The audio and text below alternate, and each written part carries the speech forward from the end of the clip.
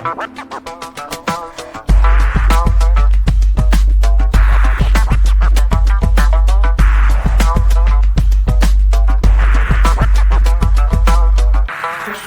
Podcast.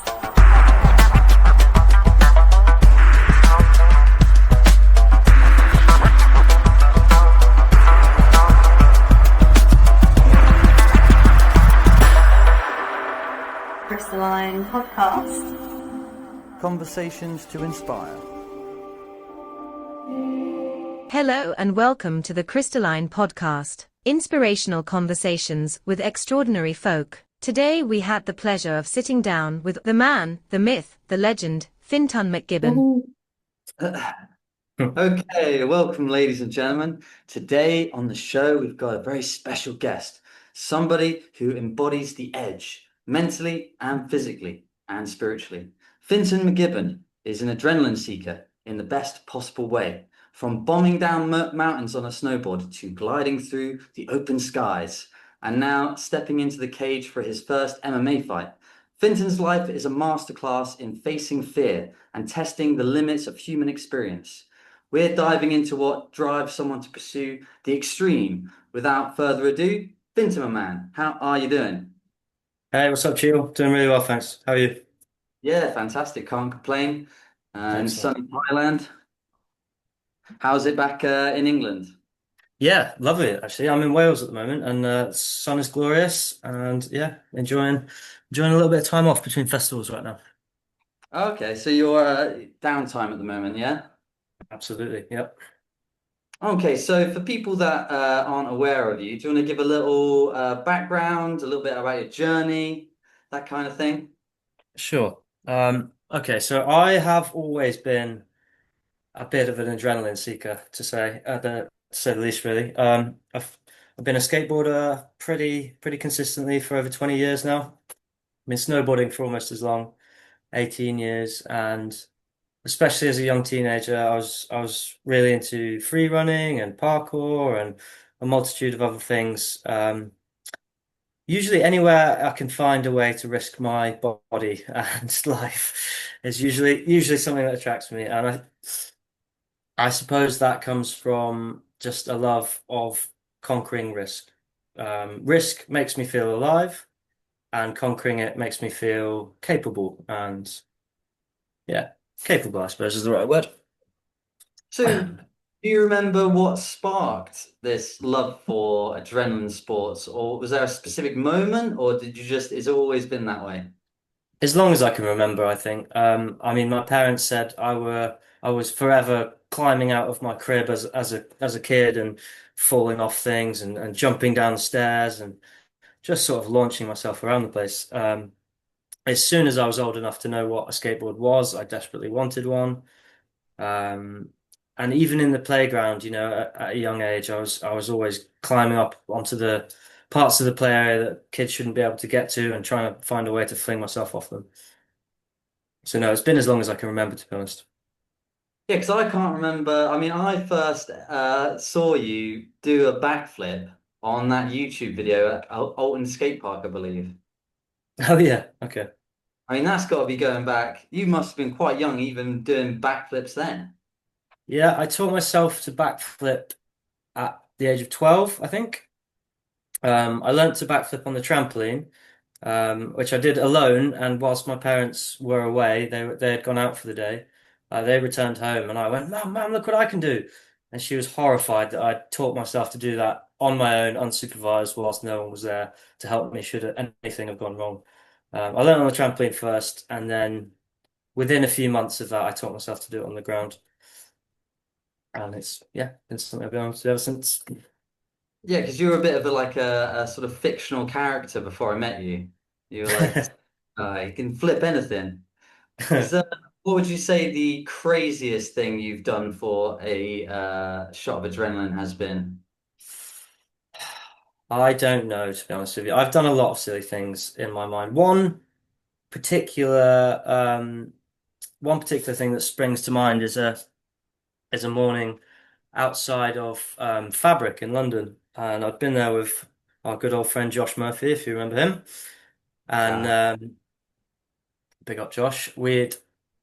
we'd ingested quite the skinful of LSD and mushrooms that night, and we'd come out of the club. It was maybe 7 in the morning, still absolutely flying, and I remember we were just looking for somewhere to chill. Really, we were probably gonna smoke a joint or something, and we found this alleyway which had a set of stairs going down into the alleyway.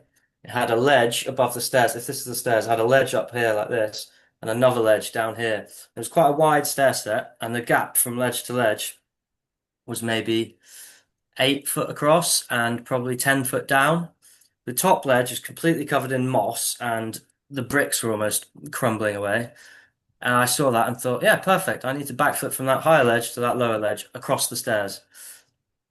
It was a long way, not only to go down, but to jump backwards, to really force yourself backward. And had I landed on the stairs, it would have been really quite a nasty thing. But I decided that was what I needed to do, and did it, and felt great afterwards. And it was fun. Just gotta believe in yourself, trust in the moment, and commit, I suppose. Yeah, is there a video of that one, or was that one just for the No, record? no, that was just me and Josh messing around. Well, you touched No, on it I mean, there. if I'd recorded all the flips I'd ever done, I would have quite the library of dangerous stunts. But I think for me in the moment, it's never about wanting to show anyone else or particularly show off. It has genuinely always been about testing myself and feeling the danger, feeling alive, and then feeling that amazing feeling of conquering the danger. So filming things generally isn't my top priority. It's experiencing them.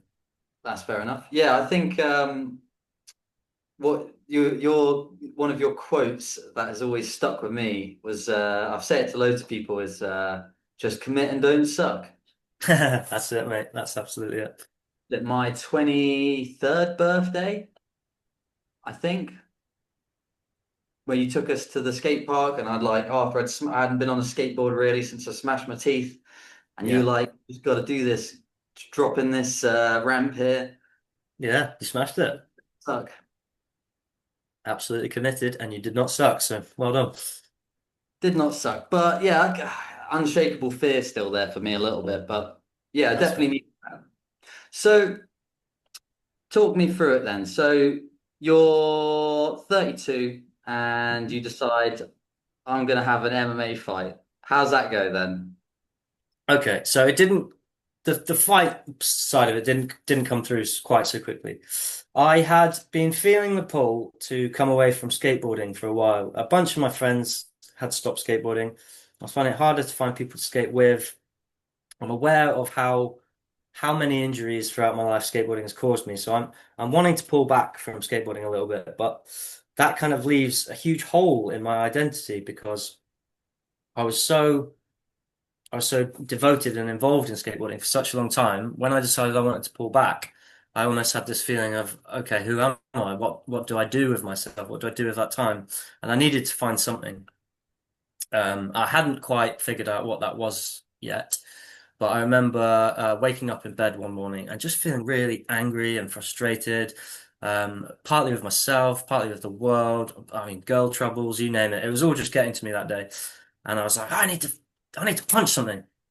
That was my first thought. I was just, I need to punch something, and as a youth, I've stupidly punched walls and windows and always hurt myself in the process. And I was like, right, I'm going to go to a boxing gym. I'm going to punch something properly. It's not just going to be, some stupid expression of anger against an inanimate object. So anyway, I booked myself in, found a boxing class, turned up, and holy shit, I thought I was fit, but I was so unfit. I was almost sick almost the whole way through the class. I felt on the edge of puking the entire time, and I was just shocked at how unfit I realized I was, compared to where I thought I was at. Now, don't get me wrong, boxing is a high level of fitness, as I'm sure you know. Um, and it's just not something I had attained. But I had this sort of false idea that I was, in great shape from the skateboarding I've done, from the running I've, done, bits and bobs like that.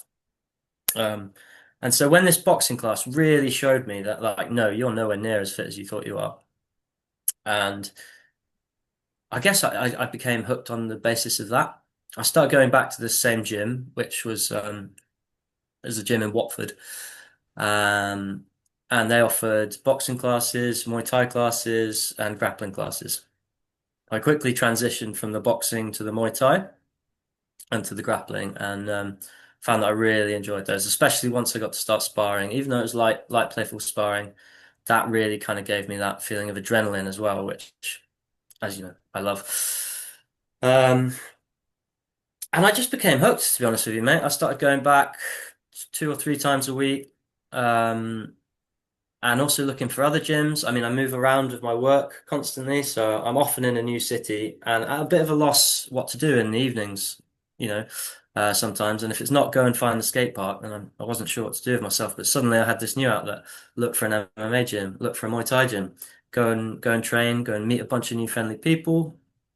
Um, and so the more I did it, and the more different, cities, the more different gyms, the more I met new people, and as I started to improve, I just became more and more hooked. And so for about 2 months, it was a sort of very unstructured, training all over the places, taking up whatever classes I could find, different cities, different people, different instructors, and just enjoying it in a sort of very free and organic way. And then probably after about 2 months, I was telling a friend of mine, a young guy called Ziggy, about my martial arts journey over the last 2 months, and he said, I'm thinking of doing this white collar MMA. And I'd never heard of that, didn't know what it was. Um, for any listeners who don't know, it's essentially a 2 month period where you train twice a week. The training is provided for you, and then at the end of the 2 months, you get a fight, and it's against someone else who's been in the same program. Hopefully, not some sort of super experienced, high level amateur or anything like that. Just somebody who's fairly beginner, fairly novice, and is up for a good scrap. So your training's provided for you. You get the fight at the end, and you raise money for charity in the process. And I thought that sounded great. Are you waiting to say something? No, no, I was just going to say they cover the cost of all the training then. They cover the cost of the training, but as part of the deal, you have to sell tickets to your fight. So you have to sell 10 tickets. I can't remember. It was about 30 quid each. So honestly, I mean, you pay for your own training through those ticket sales, but Chat. people are excited to hear what you're doing, and they want to come along and support. And for 10 people to pay, I don't know, 25, 30 pounds each doesn't seem to break the bank. And it means that we're then able to raise a great amount of money for charity. And I get to test myself in the way which I wanted to. So the first set of training, you were just how many different gyms would you say you'd been to in that period where you were floating around? Maybe 12 to 15, something like that. Blimey. So you must have like sparred and trained with all different types of styles and coaching methods and different partners. Absolutely, yeah.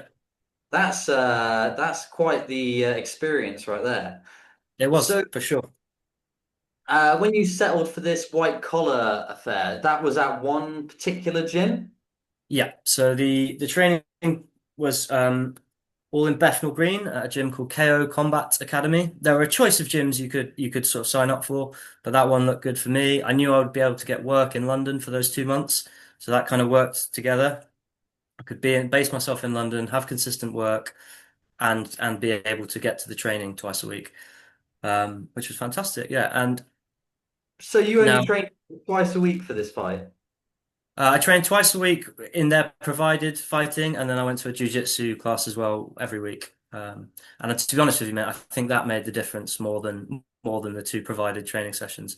Just getting a good roll in every week was probably what saved my ass at the end of the day. So what was the jiu-jitsu club like then? Where was that to? The jiu-jitsu club was in Fareham, down next to Portsmouth, and it Oh. was a gi class. So it's not entirely appropriate for MMA, but to be honest with you, I just like the people. Before I had signed up for the fight, I bought a package of classes with these guys, and I thought, it's gi training, but you know what, fuck it, let's just carry on with this. It's close enough, and it was a great group of people. And also, one advantage was this: it was a new club, and although the instructor and the senpai were very experienced, almost everyone in the club was a white belt. There were maybe one or two blue belts, and then a great varying degree of white belts. So I wasn't just getting smashed in the washing machine every week, you know. I was actually getting to try some submissions and stuff. If I'd been rolling with blue belts and purple belts the whole time, I would have just, you know, been in this survival mode. But I actually got to try some offense, and I think that was really useful. Okay, Um, so let's take a step back. So you're in London. You've got 2 sessions provided, and then you're going down to Fareham once a week. yeah. And so, what would did you focus on any kind of diet in particular?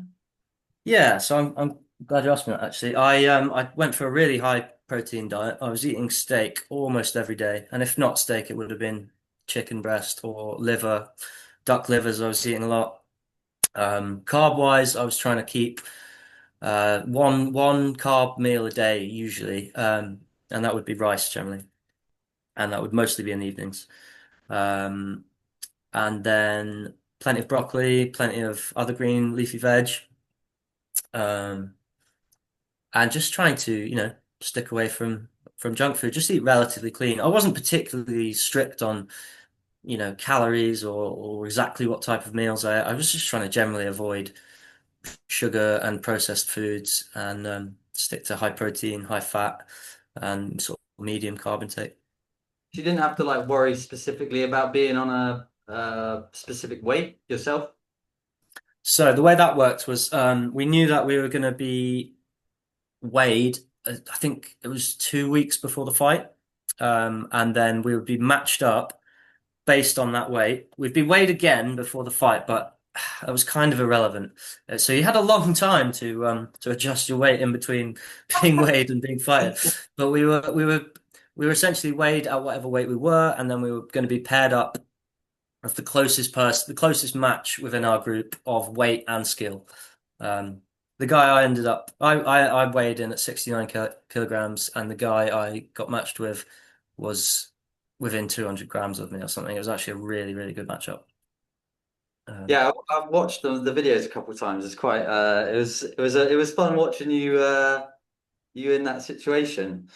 It got Yeah. into a bit of a yeah. So before we go there, talk me through the day then. So you're getting closer. You're all weighed in. You got your hands wrapped. You're about to walk in. What are you thinking at this moment? Is the adrenaline hitting you at that moment, or when does it hit you?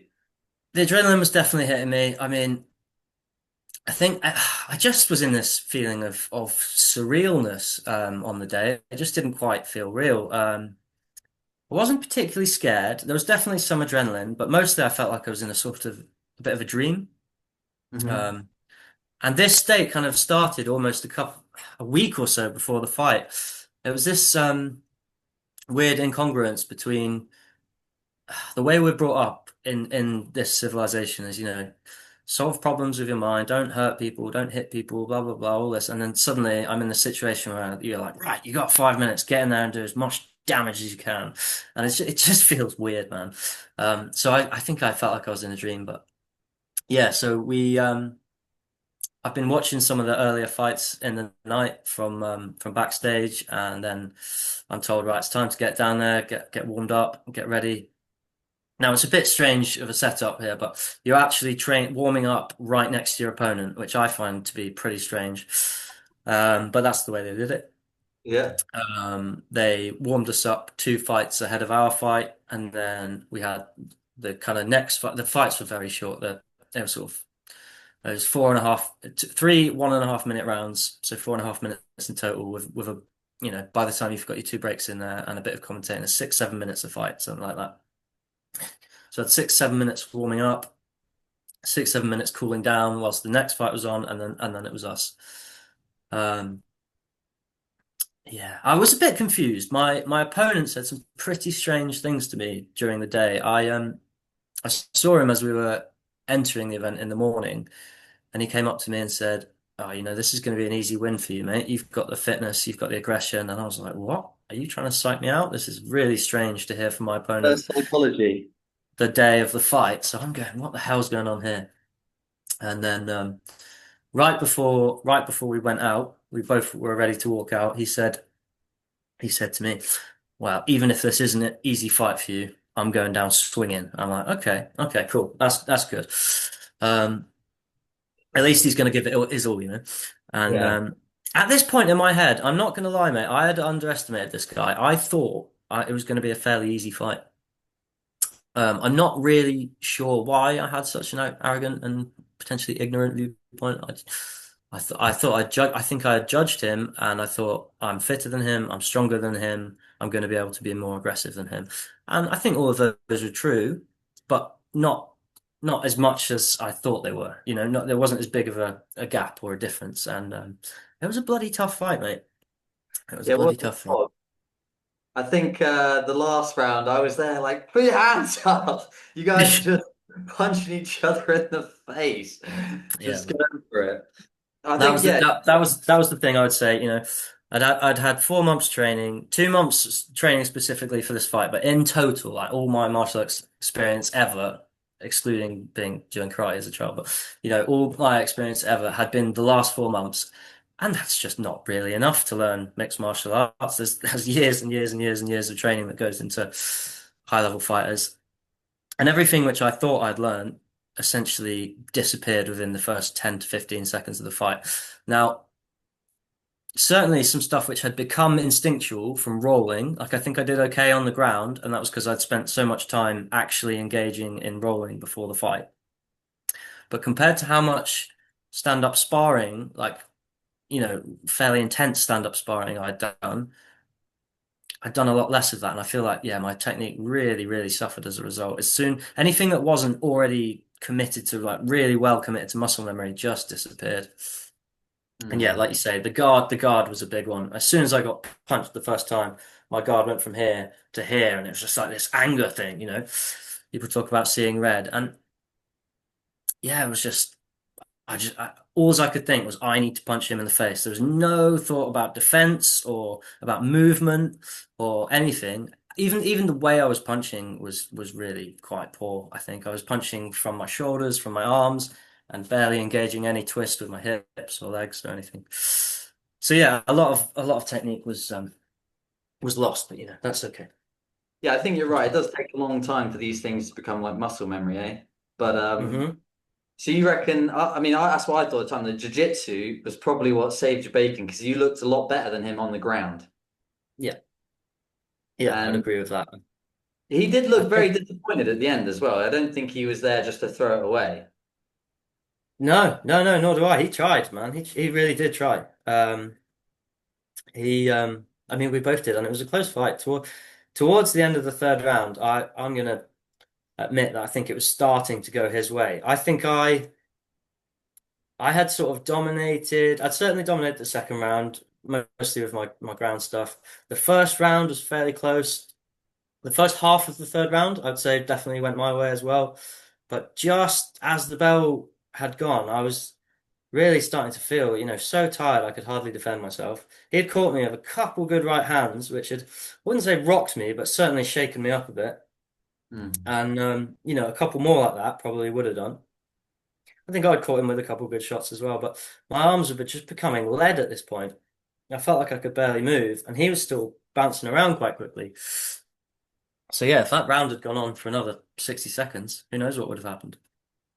Yeah. So could you hear did you have your corner like giving you advice? Were you like able to hear that, or were you just so focused on punching this guy in the face? Generally, during any stand-up, I couldn't hear anything. I couldn't even hear the crowd. Yeah, nothing. But on the ground, as soon as I went to the ground, I could then hear my corner shouting to me. Um, Now my corner, the trouble was the corner again was provided to us on the day. We had no chance to really talk to our corner about what our tactics were going to be, what we were actually aiming to achieve. And so it was sort of a generic advice, I would say. And we also need to take a second to talk about the rule set, I would say, because there was we were playing under novice rules. It was not full pro MMA rules No, whatsoever. no So no elbows. elbows, no elbows, no leg locks or ankle locks, no neck cranks. You can choke, but no crank in the head, no crank in the spine. and no ground and pound to the face. So we could ground and pound to the body, but you Ah, can't ground and pound to the face. You can hit each other in the face stood up, that's fine, but on the ground, no hitting in the face. Now my corner, as soon as I got my guy down, sorry, as soon as I got my opponent down, I would try and go for side control because this is under that rule set in mount. You can't hit someone in the face. It's very difficult to hit them in the body when you're sat on top of their body. And I'm not really that good at taking the back from mount. So I'm thinking, I don't really know what I can do with mount. I could try and go for a Kimura or something, but it's very difficult with those big bulky gloves on. I think I'm better off getting into side control and just pummeling his body with punches and knees, and then trying to just kind of cook him by kneeling on his face and kneeling on his solar plexus. So that was kind of that was my aim. I just wanted to kneel on him a lot and hit him in the body a lot. But my corner was constantly telling me, step over, getting into mount, get into mount, get into mount. And I was kind of ignoring them because that wasn't part of my game plan, and we had not had a chance to discuss what my game plan was. So yeah, although I could hear my corner, I don't think it was entirely useful.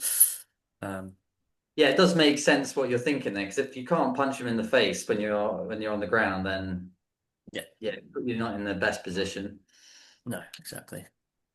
And from side control, it's much easier to get into, I don't know, an arm bar, or I think probably taking the back for me would be easier from side control. I'm not sure, but yeah, I just wanted to beat on him while he was down, really. I wasn't trying to go for a submission at that point. Were knees allowed? Knees on the ground were fine. Yeah, knees stood up were fine. The one other restriction I didn't mention was no kicks to the head at all. Oh, really? No head Yeah. kicks? No head kicks. So you could blast each other in the body, of course, but and legs, but no head kicks. Okay, so what was your initial reaction then to having your hand raised? I think I knew by the end of the third round, I knew I'd done enough. I was expecting to have my hand raised.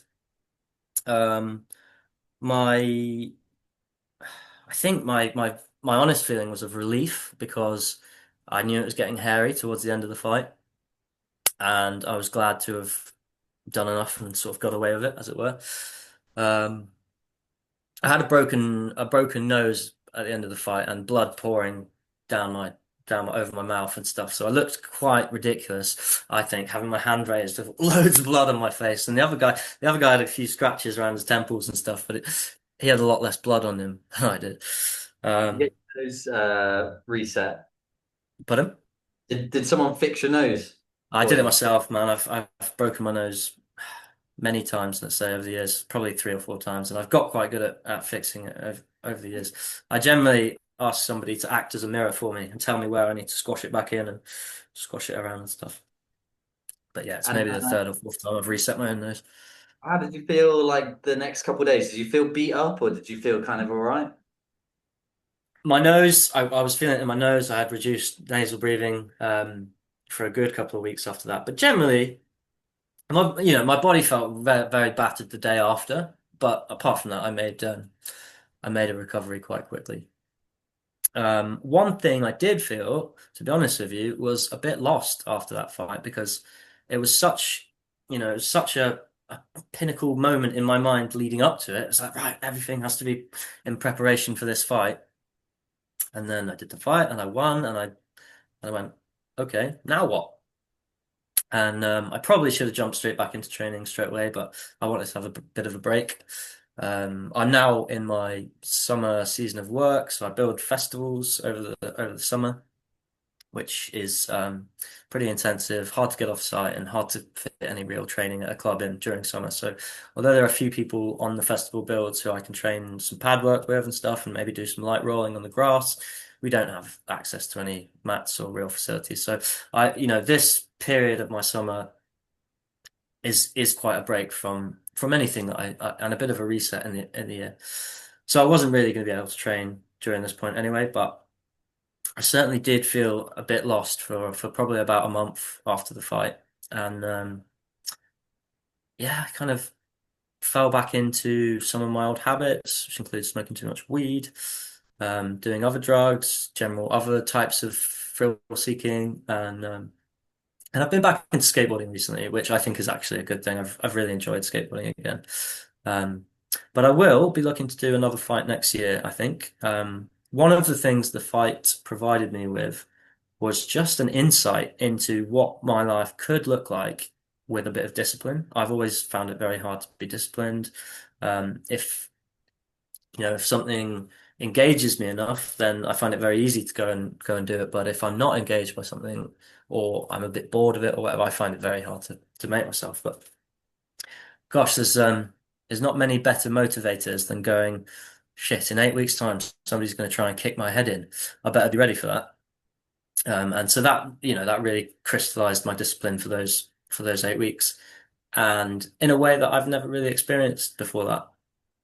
And so that was a super important lesson for me, just to know that I can be that disciplined when I need to be, um, and to be able to think I can tap back into that in the future. And during that time, you put the sort of smoking and other things like this off during that time. Yeah, so I managed to completely stop smoking all nicotine and tobacco products, which I was very pleased with.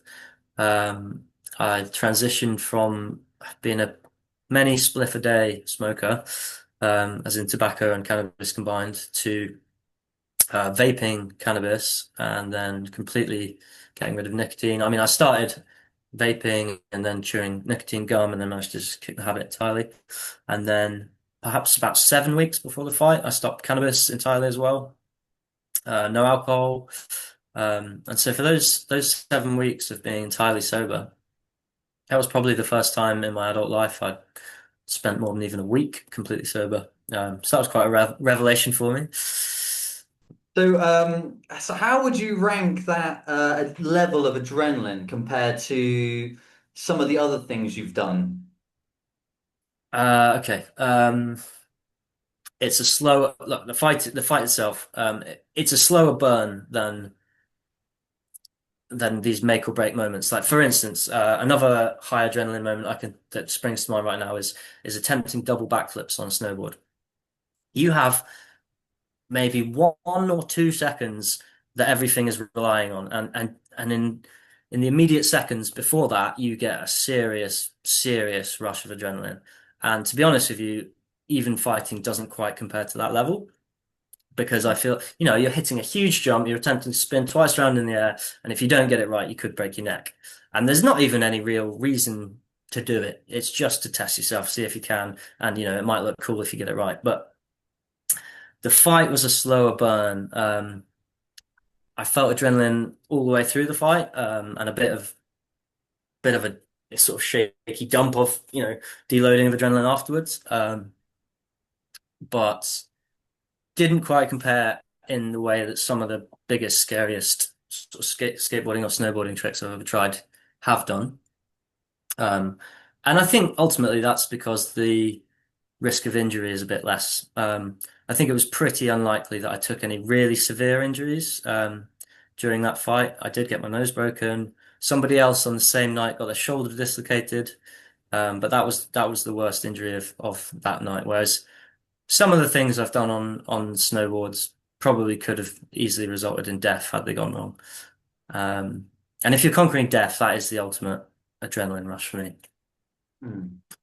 Yeah, we went to a Muay Thai event locally the other day, and Wicked.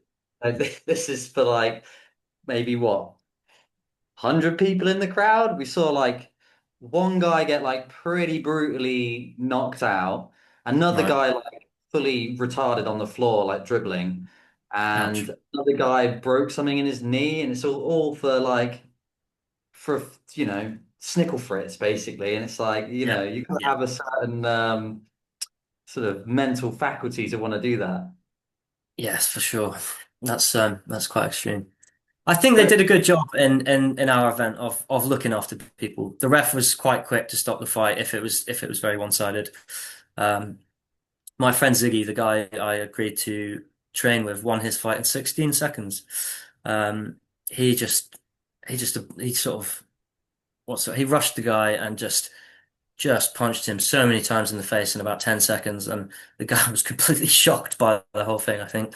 And yeah, very quickly the ref was in there. The guy was fine. He wasn't badly hurt. He just wasn't defending himself. Mm.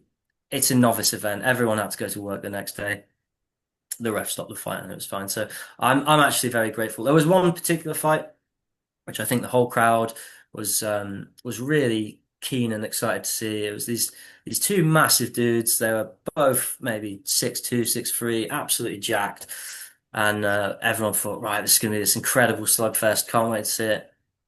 And again, halfway through the first round, one of the guys just really nicely caught the other on the chin, dropped him, sat him down. And the guy was straight back up, but the ref had jumped in and stopped the fight, and the crowd was booing and the people were shouting, and the MC came out and he actually said, "Listen, guys, please have some fucking respect. This is a novice event. Everyone's going to work tomorrow. 2 or 3 more hits like that, and this guy's got to spend the evening in the hospital, and that's not what we're about. This is an event for fun, for charity, and for learning." Like, so I did respect that, and I think the crowd did in the end too. They kind of accepted that. Yeah, when the MC's brought out to tell you off, put you in your place, that's for sure. Yeah, If there's only one extreme sport that you could do for the rest of your life, all other forms of adrenaline seeking are off the table, what would you choose? that's a very difficult question, mate. Um, if I could guarantee that my body was going to be up for it and there was going to be good snow forever, I would probably pick snowboarding. Um, skateboarding is, I absolutely love skateboarding, but it is just so brutal on the body. Um, And you mentioned me flying through the air at the beginning of this in your intro. Paragliding is something which I am really, really excited to get into. I've tried a little bit and done a few classes and stuff, but something that I'm very, very, very excited to try in the future. So that might even be the way I went with this question because I've spent 20 years on a snowboard and a skateboard already. Maybe it's time for something new. Paragliding could be the one. Yeah, I couldn't remember. I was like, when I was writing it, I was like, is it paragliding or is it hang gliding? I couldn't remember No, paragliding. paragliding. Yeah, yeah. So Mm. with all of these things that you've done, how much of it would you say, or how much of the role of intuition and like the flow state, how does that fit in it for you? Um, I suppose the flow state is the sort of achievement of your highest level that you currently are able to achieve almost in that sport. If you really get into the flow state, um, that is when you're going to do your best that you can possibly do at that time. Um, and you can really tell when you're not in it. Skateboarding, if I can have a blank mind while I'm doing it, then generally I land my tricks well. I'm not scared. Um, But often I'll find myself, approaching a ramp or a place where I want to try and perform a trick and just being bogged down in thoughts like, how am I going to land this? How's it going to look?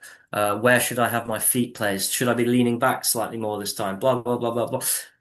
And ultimately, you just have to leave those things to your body's intuition, I think, because the more I think about it, the more I seem to mess those things up. So the more I'm able to turn off that default sort of network mode or whatever you call it in your brain, this problem solving state, the more I can turn that off and go into a sort of meditative Zen state and and trust my body to work out what needs to be done, the better I seem to do at these things. So I guess that's how I would relate the flow state So into it. yeah, that was going to be something else I wanted to talk to you about. Touching on this sort of over analytical part of your brain, would Hmm. you think, I'm not trying to put words in your mouth, but do you think this is something that has increased since you've gotten older?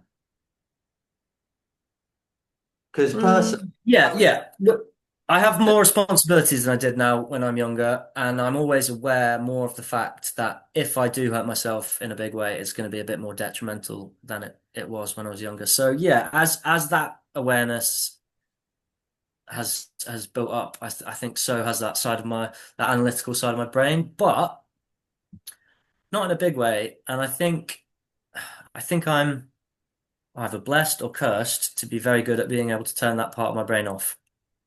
Um, I think maybe more than the average person, I'm able to just tell that part of my brain to shut up. Do you have a specific mantra or ritual that you do or say? Do you literally just tell yourself to shut up, or is there like a certain process? Do you breathe? Yeah, what It's is a it? it's a breath work thing, man. Yeah, it's usually just a big deep breath, and I just the mantra would be don't worry, big breath, don't worry, and just go for it. Um, maybe even commit and don't suck. I might tell myself that from time to time.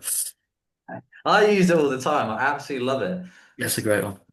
I went scuba diving for the first time the other day and said that. Amazing. Was there one thing that surprised you the most about this MMA experience of yours? What surprised me the most? It was just tough, man. I knew it was going to be tough, and it was naive of me to think that that it was a lot tougher than I thought it was going to be, and that initial lack of understanding of how tough it was going to be came from naivety and arrogance, and I think that was the biggest surprise. Just really the wake up call of God, you're not as fit as you think you are, you're not as strong as you think you are.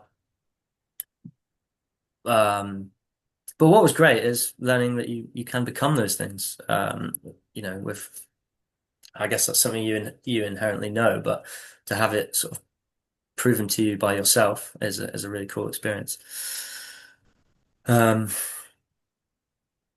yeah, man, I think that those would be the biggest surprises for me. Okay, and going in a slightly different direction, Sure. had any moments in your journey where you have felt deeply connected to something greater than yourself? Yeah, certainly. Certainly. There've been quite a few points. Well,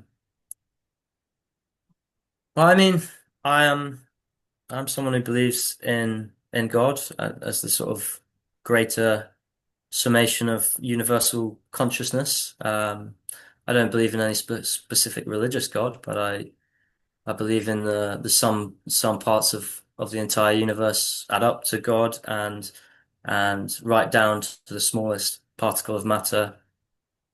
Matter is conscious. Um, I'm always trying to stay aware of that throughout my journey in life and orientate myself around that. And I think that it's easy to slip back into an unconscious way of life where you're not really remembering this, you're not really thinking about it. And I think I'd slipped into a kind of an unconscious survival mode where I'm just distracting myself, I'm getting my work done, but I'm not really, meditating or thinking about anything deeper or meaningful. Um, And what was really nice about the fight was it was a really good wake up call to say, hey, you can change your life. You can do things differently. You don't have to do what you're doing at the moment. You can go off and do whatever you want. And something in that reawakened the sort of deeper spiritual part of myself, which I'm really grateful for because I was losing it. Um, yeah, that made a big difference for me. I can't say specifically at what points. That I really, felt the connection to something greater. But I think it was something that I had lost, which gradually came back throughout especially the sort of week or two leading up to the fight. I really felt it come back. Yeah, the reality is starting to kick in that there's another guy that's going to punch you in the face around the corner. Exactly. Yeah. Scary.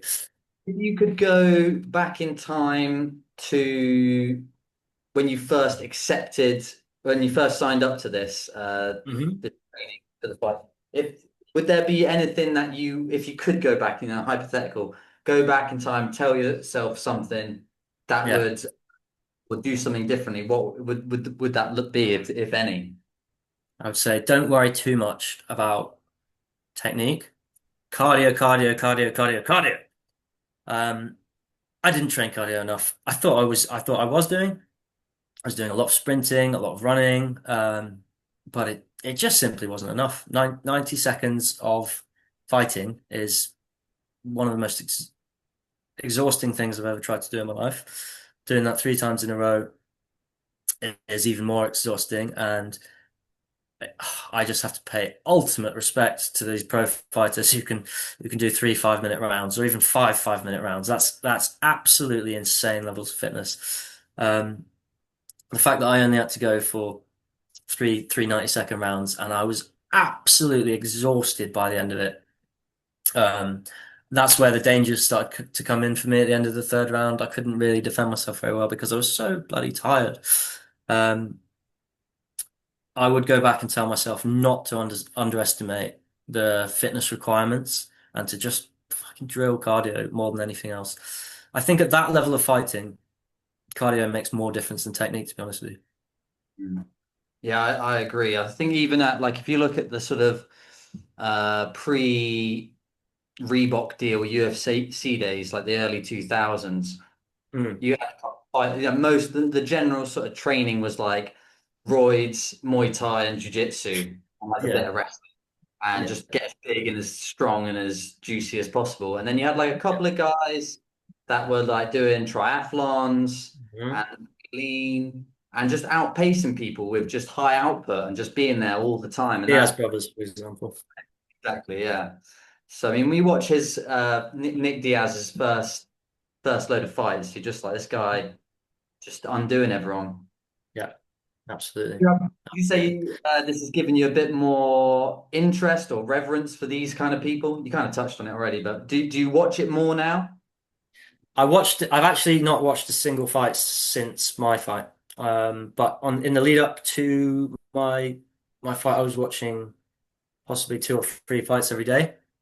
Um, I So have not lost an ounce of respect. I still respect those guys more than ever, and I will definitely be getting back to watching it. I've just been taking a bit of a break from it over the last month or two. Um, but yeah, 100%. I have so much respect for them, and even the way that I now watch fights and understand fights has really changed. Um, yeah, they're just incredible. My ultimate kind of hero in that world is probably DJ Demetrius Johnson.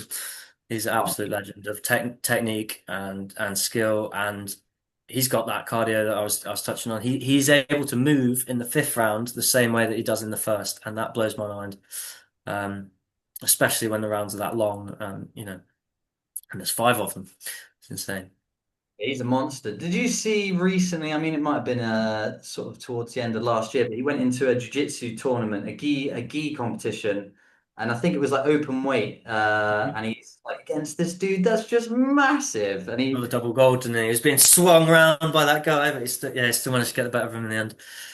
guy's a legend. Yeah, that was super inspiring, especially as a small dude myself. Like I find that incredibly inspiring. Yeah, because I mean, going off on a different tangent again, just sort of going back. I know you're going to be really busy this summer, and obviously you're not going to have the facilities or ability to necessarily do the kind of specifics. But maybe would it be advisable to just, even if you focused on like just getting keeping the cardio active 100%, 100%. So that is the throughout? one thing I have managed to keep up and will hopefully keep up through summer is running. Um, Now I'm not doing anything crazy. I'm just doing the odd 5K every few days. But I think for now, just keeping my toe in, super helpful. And I will start to build it back up towards the end of summer, ready to dive back in September time when I'm done with the festivals. So yeah, running, yeah, absolutely great shout, and that is something I'm on at the moment. Did another thing I was going to say, I should have said it earlier, but did all the like bits of metal and I know you've got that hammer on your elbow, which is a Hmm. shame you didn't get to utilize because I think anyone I know, on the end I of that know. would have had a field day. Yeah, did all the like bits of metal and injuries you've sustained from like landing on concrete interfere at all? Was it just too focused on getting the job done, it didn't even cross the mind? For the most part, old injuries were fine.